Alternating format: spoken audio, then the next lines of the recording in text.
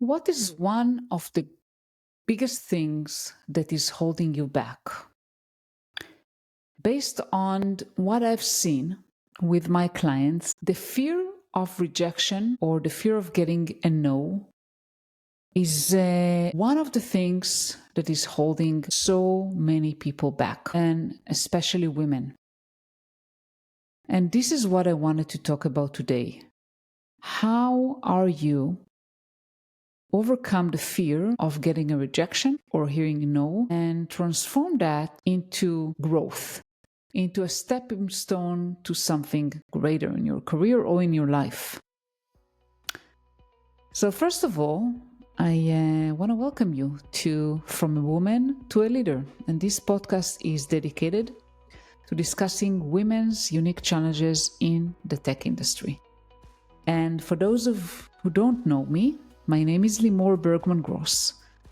I have been in tech for over 20 years. I started my career as a software engineer and grew into leadership positions. And 5 years ago, I discovered my passion, which is supporting women and helping women grow and get to executive roles in tech. So I left corporate and I started my coaching business. And what I do today, I mainly coach women. I also do workshops, I run mentoring programs and so forth. And I really enjoy what I'm doing. And I decided today to talk about this topic because it comes a lot in my coaching sessions with clients. And you see, rejection is something that is inevitable. It's part of everyone's growth. The thing is that you have to realize that it doesn't have to hold you back. And we're going to talk about today how to reframe rejection as something that is positive.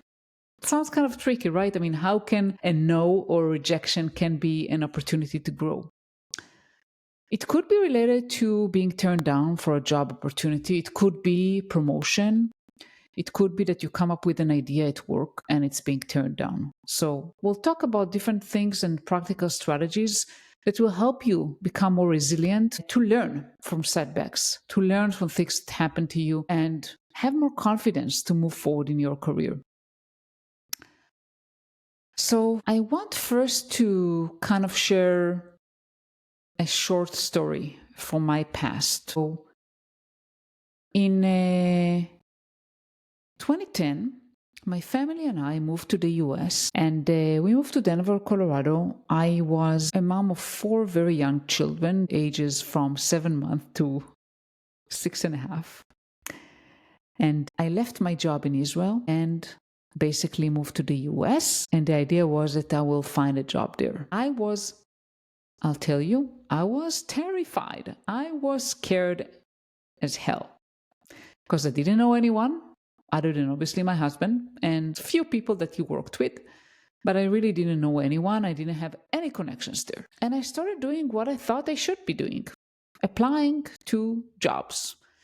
I think I applied to hundreds of jobs. I just every day after, we put the kids in daycare or school, I started kind of the daily grind of applying to jobs.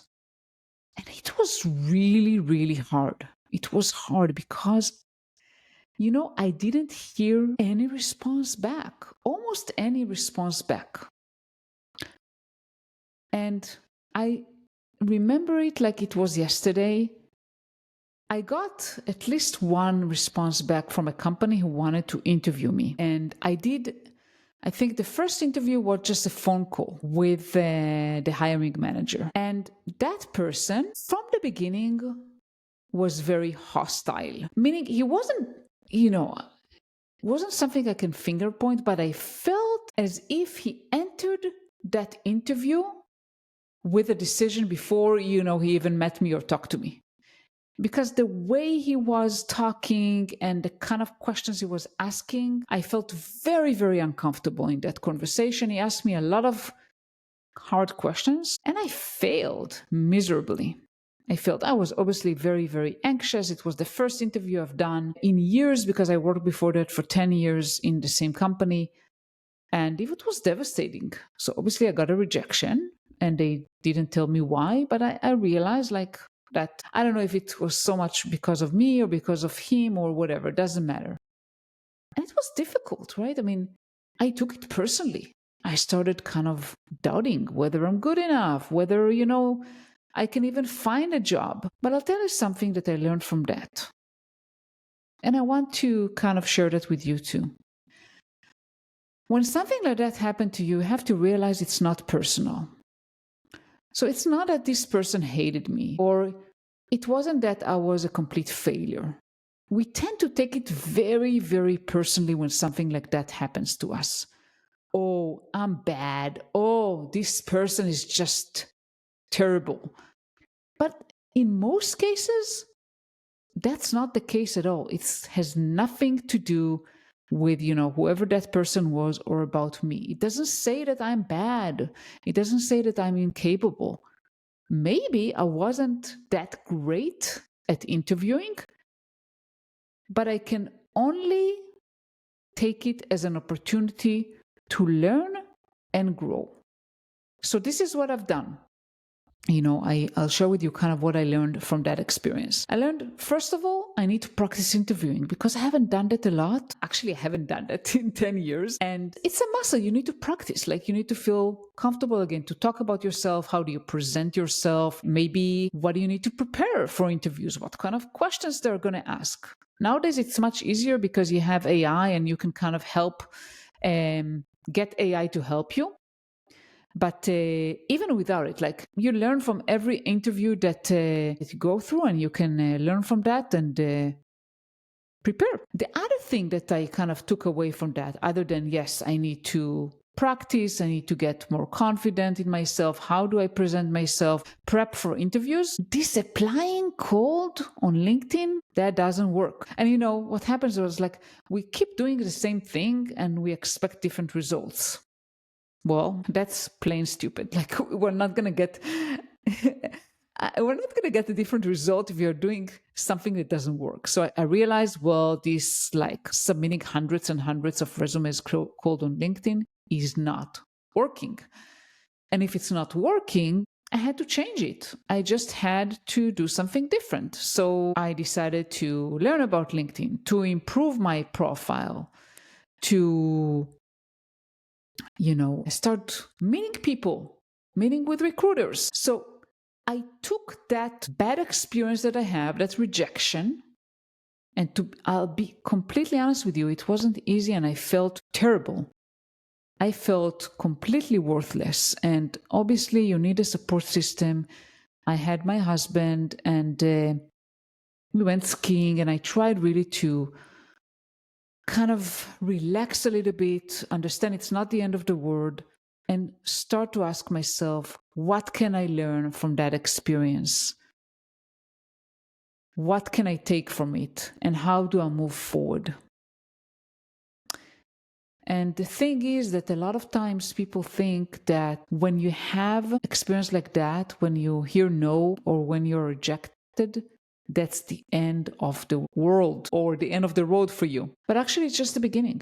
So when something like that happens to you, you have to realize, what have I learned and how do I move forward? And I want to ask you kind of to share with me in the comments, what's one rejection you've faced and how did that make you feel and what did you do with that? So coming back to my story, if you hear no, if you get a rejection, start looking at it as an opportunity and start asking yourself, okay, what is the opportunity here? What can I learn from that experience? What can I do differently? And that can help you overcome it. So I want to encourage you to write down one rejection that happened to you and think about a potential positive outcome or some lesson that you can extract from that experience. And I'll tell you something, there is always something to learn. For those of you who are on the job search, or maybe you face some challenges in your workplace, it is hard. I mean, it's not easy, but you have to get yourself out there, to put yourself out there.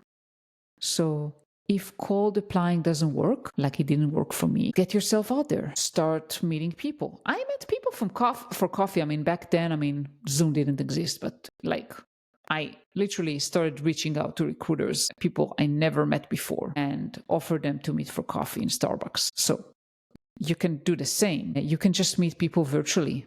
Hey, I'm interested in learning more about what you do. Try to make it less about what you want to get out of them immediately and more about, I just want to meet you and learn about you. The second thing is work on your LinkedIn presence. I mean, you want to make sure your profile looks good, you have a good picture that is relatively recent, your profile tells your story properly. Like if I land on your profile, within few seconds I know who you are, what you can do, and how you can help me. And if that's not the case, you have to fix it, because people don't have patience to look at your profile more than a few seconds. And focus on impact and what have you done.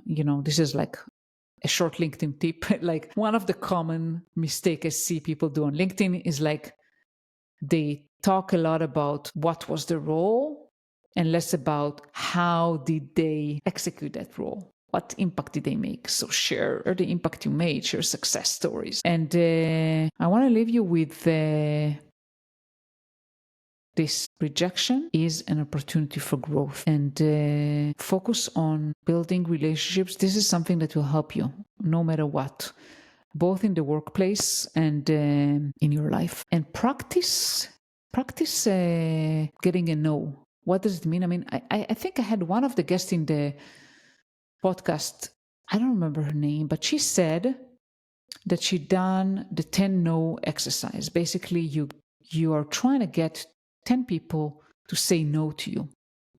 And I'll give you an example to a no exercise. You could go to a department store, which, like there is a price tag on things, and most probably they're not gonna, change the price for you. And you can ask one of the workers there, hey, can I get a discount? I really want this shirt, but it's very expensive. What can you do to help me? And obviously, you don't always expect, they will reduce the price for you. But you kind of practice that muscle of getting a no. And this is kind of practicing in a low risk environment, meaning like the worst thing that can happen that they will tell you no. They will say, no, I cannot give you any discount because this is the price of the shirt, and buy it or not. Just practice it. And at work, you can try to practice on small things, maybe ask one of your colleagues for, can you make me coffee? I don't know, something small, something silly, hey, can we go for lunch? If you know that they're busy, you have to really practice it. So you become more adept to hearing no. And before you go, I want to leave you with this. Rejection is not the end of your story. It's just one chapter or a beginning of something else. Every no brings you closer to the right yes. And well, in my case, maybe that job was not the right thing for me, but it brought me closer to getting a yes, to getting the right job. And think about it as an opportunity to grow, to learn, to strengthen your resilience. You're not defined by the setbacks that you face, but how you rise after them. And I want to challenge you to reframe your mindset about rejection. Take one small step. It could be reaching out to someone for coffee, trying to get, a discount, and even reaching out cold on LinkedIn to someone for connection. Hey, I just want to connect. And many people may not respond, but it's the more you do it, you become more comfortable with it. And if you ever need any support or guidance, that's what I do. So reach out to me and let me help you turn those setbacks into stepping stone for growth. So thank you so much for being here with me today, and I hope it was beneficial for you. Don't forget to subscribe to my channel and to this podcast. Share it with anyone you feel it's going to be valuable for, and I'll see you soon.